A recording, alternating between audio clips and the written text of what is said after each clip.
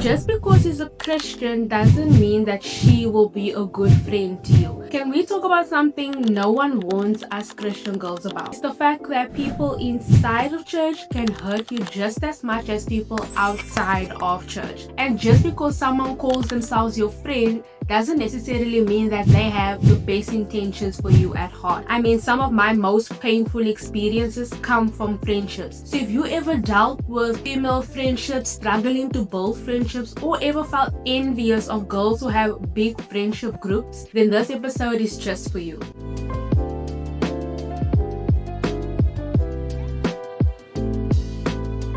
Hello my lovelies, and welcome back to another episode of Between Us and Jesus. My name is Mariam, and this is a podcast where we have open conversations about faith, friendships, relationships, and becoming the woman that God created us to be. Now, I know that a lot of us women struggle with female friendships, how to navigate them, and also how to deal with female friendship breakups.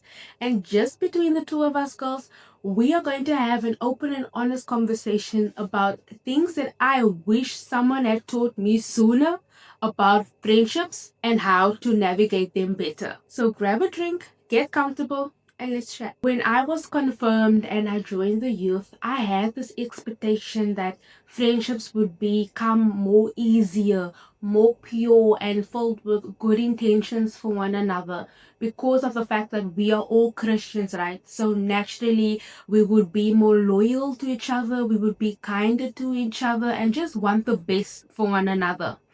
And really quickly, I learned that just because someone is a Christian doesn't mean that they no longer have insecurities, doesn't mean that all their wounds are healed, and it also doesn't mean that they don't have the ability to hurt you or disappoint you. I found myself being very disappointed and let down when people I admired acted in a way that I didn't expect them to behave in.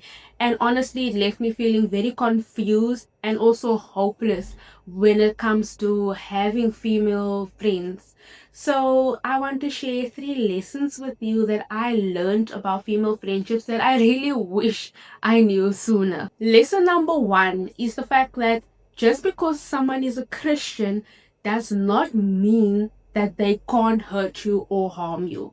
Now, hear me out. I love my brothers and sisters in Christ, and usually when I meet someone new and I find out they are Christian, I automatically feel connected to them because I know that we have the same belief system, right? But the trick is that really true? Because one thing that my priest always drives into us in church is that only you know and only I know for myself how deep my relationship with God goes. You could have a deep and meaningful and very personal relationship with God where you try to embody the fruits of the Spirit and you try to walk worthy of someone who is a daughter of Christ. But me, on the other hand, I can just be coming to church, just showing up there, sitting there, just doing my part and then showing a good face to you. But behind the scenes, I don't really care to embody the fruits of the Spirit. I don't really care to embody the characteristics of Christ, the characteristics of Jesus. But you see me there in church, right? So that's the thing. We are all Christians, but we are all on our own walk with God, and we all have a different level of a personal connection to God. Meaning that you might be someone who believes that I need to love my brothers and sisters the way Christ loved the church. I only want to show the good side and the good fruits of the Spirit. Whereas me, I might not be on that level. I might not be there where you are spiritually. So we are all in different walks with God. And that does not make me a bad person and you a good person. And it doesn't make you better than me. It just means that I am in a different phase. There's still a lot that I need to learn. There's still a lot of lessons that I need to go through to get to that level of spirituality, to get to that level where I can love God above all and my neighbor as myself, to reach that point where I want to walk worthy of someone who is called to serve God.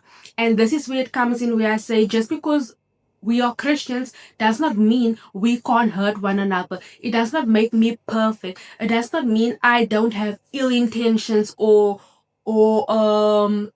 I have bad traits. It does not mean that necessarily, because what are we at the end of the day? Flesh. We are flesh, we are manly flesh at the end of the day, and we are always going to have to battle with that manly flesh, with our worldly desires and our worldly way of thinking, right? We battle it every single day. And some of us are better at overcoming our flesh, and some of us are not.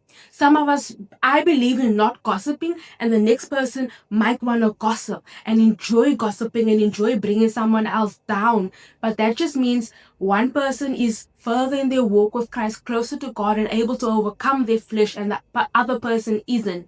And that is what I mean when I say, just because you're a Christian, it doesn't mean that you're not able to hurt other people. It doesn't mean that you are better than someone in the world.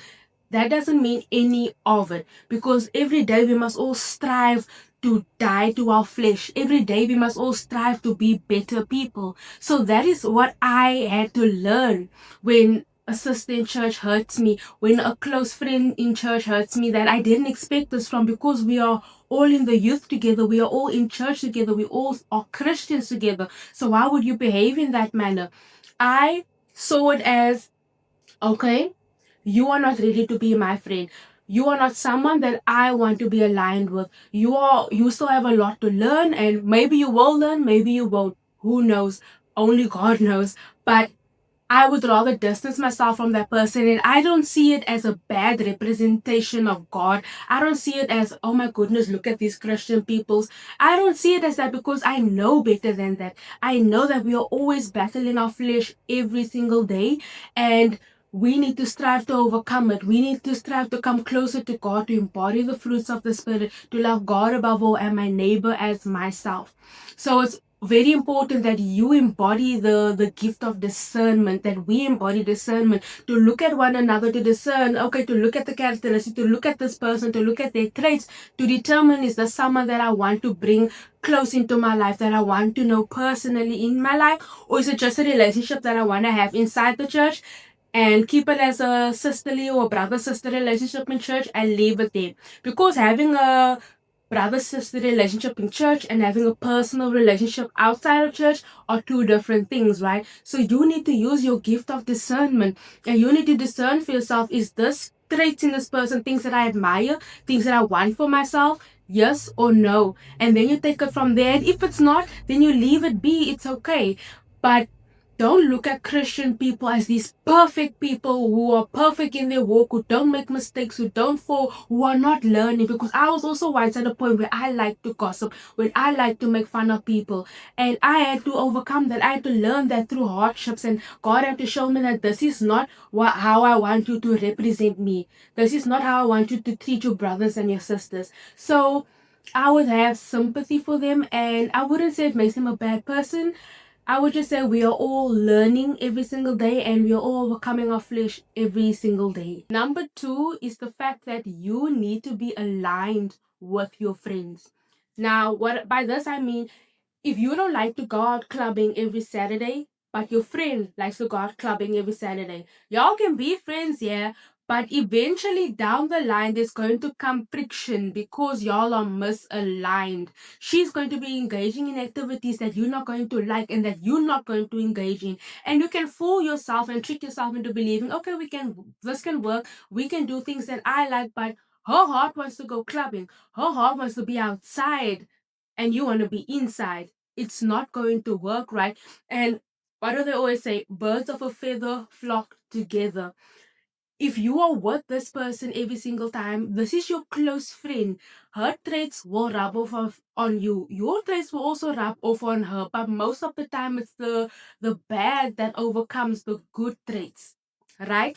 So in my experience, I was friends with someone who wanted to be outside clubbing and in the world. And eventually I was like, okay, let me try it too. Can you see what happens? Now you're trickling into that territory. Now you're going down that road. When Friendships is supposed to be something, it's a beautiful thing, right? It's supposed to be something where we support one another, we help each other. And when you are down, my friend, I can help you and pick you up. And when I'm feeling a bit down, you can help me and you can pick me up, right? But when y'all are not aligned, when y'all don't have the same desires, by that I mean she desires to be out clubbing, she desires to be out trying this and trying that with that guy and this guy, and you don't desire that. When things get difficult in friendships, when it's time for y'all to support one another, she can't support you in the way that you need to be supported, and you can't support her in the way that she needs to be supported. Why? Because y'all are not aligned, and this causes for a lot of, I would say, judgment between the two of you, and it's going to cause the friendship to split and separate eventually, because you're not going to respect the things that she is doing, and she's not going to care to engage in the things that you are engaging in, because why? It's boring to her.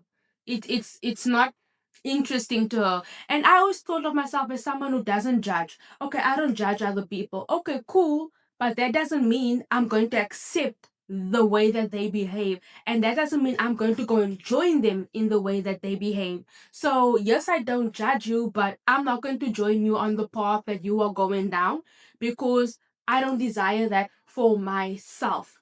And there are times in life where things get difficult and you just really need that encouragement, you just really need that support. And you also need a friend who's able to call you out when she sees your wrongdoings, right? But what if your friend is also participating in these wrongdoings? She's not going to be able to call you out. She's going to be like, yes, it's you and me together. Can you see why you and your friends need to be aligned? Friendships is a beautiful thing, and it's also a tool. What do we say? Iron sharpens iron. It's a tool that we can use to sharpen one another, encourage one another, and lift each other up. That, I believe, is how we can best use friendship to its fullest ability. But when your friend is down there doing down their thing, she's not gonna be able to uplift you, and she's not gonna want you to do better things, to walk on that clean and pure road. She's not gonna want that, because she's down there, she wants you down there, and the two of you need to go shake it down there. You see what I mean? And that is why I believe that you and your friend need to be aligned. Number 3 is dealing with jealousy or envy in friendships. The first thing I want to say is that jealousy and envy, they are normal emotions to feel. The same way you can sometimes feel sad, you can sometimes feel angry or happy. These are human emotions.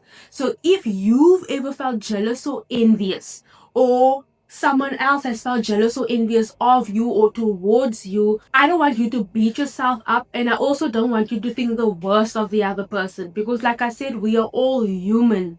I am a person, you are a person. So this is a normal human emotion and a normal human experience. But the key thing here is, and I'm going to speak from the perspective of you or me, of you feeling jealous or envious of your friend or of someone who has something that you desire. I believe that jealousy and envy, instead of just feeling it and just sitting there feeling jealous and envious and then becoming angry towards that person or malicious towards that person, that is the wrong way to use jealousy and envy. Instead, you need to use it as a tool, as a compass that's pointing to something. Because if, let's say, you have a pink phone and I have a blue phone, and now I'm jealous of your pink phone because pink is my favorite color and I want a pink phone. Now I'm feeling jealous.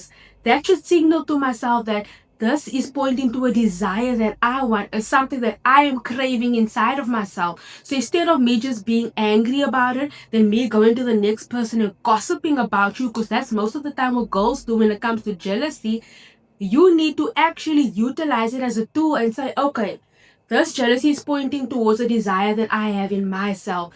And what can I do to fulfill this desire? What can I do to achieve this goal that I have? Because clearly it's something that I want for myself. It's something that I desire. So what am I going to do? I'm going to go after my goals. I'm going to go after my desires. So how can I get there? Instead of just sitting back and being angry, being mean and malicious and gossiping about each other, I prefer to use jealousy and envy in that manner. Now let's talk about it from the perspective of a friend being jealous of you. If a friend is jealous of you or envious of you, And the only way that we usually pick up on the fact that they are jealous or envious is by the way that they treat us, is by the way that they speak about us or to us. If you have a win, if you have something that you achieved in your life, and your friend does not necessarily celebrate you at all, or your friend is not able to compliment you and give you your flowers when it is well deserved, then I would rather say, me myself, I'm a girl who likes to talk things out. So I would bring that up with my friend, and I have done that in the past, right? I brought it up to her because I believe that female friendships, yet again, it's so near and dear to my heart, and it's a very personal thing for us as women. And your friend has the ability to build you up or break you down, right? And I believe that we as women need to build each other up. We as women need to encourage each other. So if I used to always tell my friend, for example, oh, you look so beautiful. Oh, you look so pretty, girl. You look dynamite, 10 out of 10. Always complimenting her like that. And not once in the span of all the months that we've known each other has she ever complimented me. Can you believe that? And it stood out to me, and I thought, oh, that's odd. And I asked her about it. And then she said to me that, and she's a beautiful woman. She is gorgeous. She's a 10 out of 10. Face card never declines. But she felt very insecure about herself. And then she said, oh, it's because I don't feel very pretty. Or I just feel, I don't feel the best about myself. So I'm not able to compliment other women or do that for them, because that's not how I feel about myself. That's what she said, right? And then obviously I uplifted her in that moment. Can you see? Uplifted her in that moment. And I told her that you are beautiful, you are gorgeous inside and out. And I showered her with compliments. And this is after that, our friendship went on. And then it got to a point where I noticed that I am always pouring into her, but she's not pouring back into me. And I believe that relationships in general, it's a give and take. If I give attention and love to you, I also want you to give attention and love to me. I don't constantly want to be giving and you never giving back to me. Ultimately, a lot of other things happen, but that friendship came to an end. And I'm saying this is the best case scenario because some of you are friends with your enemies. Some of you are friends with women who are preying on your downfall, who want to be close to you, to spy on you, to learn things about you and use them against you. So if you have a friend who's jealous and envious of you, most of the time she's going to turn that into anger, into hatred, and find a way to bring you down. You will confide in your friend, you will tell her about your deepest, darkest secrets and embarrassing moments, and she will use that against you. So when it comes to friendships where the girl is jealous and envious of you, in that case, I recommend cutting the relationship off. You cannot be friends with your enemies. You cannot want to be close and rely on someone who hates you, who's preying on your downfall, who only wants the worst for you. Now, I know I said that jealousy and envy is a tool, right? Now, that's just advice for you, my sister, if you are feeling jealous or envious. That's how we should use it. But the reality is, most people don't use jealousy and envy to tell them to point into a direction that this is a goal that I want to work towards. They don't use it in that way. They use it to fuel their anger, to fuel their hatred, and to fuel their malicious intent. So when it comes to friendships and relationships, for me, if there's jealousy and envy present, I would rather distance myself from that relationship, because this is a very dangerous game that we are playing now, and it can get very dangerous, very harmful, and it's your responsibility to protect yourself. If there's one thing that I want you to take away from this conversation, is the fact that friendships are beautiful. They are amazing. They are so personal, and they can be very healing, and most of the time they can literally save you as well if it's done correctly, right? And when it comes to friendships and relationships, please remember that some people are only in your life for a season, and they are only there to teach you a lesson for now, and then eventually your time together will come to an end. Perhaps you didn't have friends, and you met this girl and she became your close friend, and you felt so happy because, oh, I finally have friends, I'm finally doing the thing, and now y'all's relationship is coming to an end. It's not a bad thing because she was there for a reason. She was there to save you during that season. She was there to teach you certain lessons about yourself, and now your time together has come to an end, and that is very much okay. It is so natural, and it's something that I learned to accept into my life, and I desire for you to learn to accept it. And also, do not lose hope when it comes to having beautiful female friendships. Me, myself, I desire to have beautiful, fulfilling Christian friendships as well. And I have hope, and I believe that this will happen for me, because friendship is such a beautiful thing. And I know God wants us to share in that beautiful relationship. So if there's anything that you learned from this conversation, or if you ever struggled with female friendships, please let me know in the comment section below. And don't forget to like and subscribe to this channel. It really helps my content reach other women just like you.